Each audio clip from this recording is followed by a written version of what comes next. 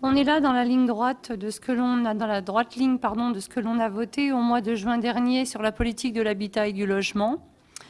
Nous agissons avec les moyens qui sont les nôtres et que nous avons votés ensemble. Et dans l'ensemble des leviers que nous avons, c'est tout le travail que nous faisons avec et auprès des bailleurs sociaux.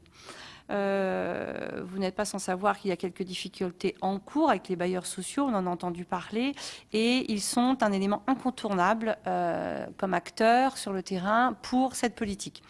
Donc il est proposé et il est demandé que nous lancions une étude de façon à ce que nous puissions identifier toutes les pistes, toutes les pistes possibles en termes de rapprochement, de mutualisation ou de rationalisation des bailleurs sociaux à l'échelle du département pour pouvoir faire face à l'avenir avec les conditions économiques que nous connaissons.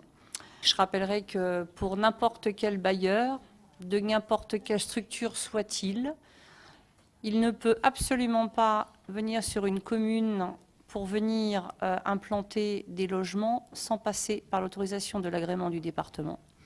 Donc maintenant, comme tous les agréments pour arriver sont refusés d'excès de la construction, tout passe par les fourches codines du département sur ce sujet, donc il n'y a pas de souci. Pour qu'il y ait plus de bailleurs qui viennent, et notamment ceux de l'extérieur.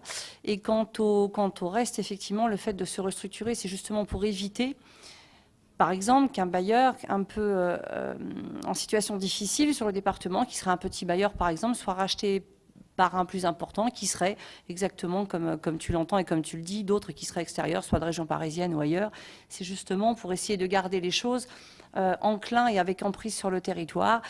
Et je conclurai en disant que nous anticipons en fait ce que nous demande l'État, puisque de toute façon, à échéance de dans 3 ans, l'État souhaite à ce que la réflexion se fasse partout, avec un certain nombre réduit de bailleurs à 1 à 2 maximum par département.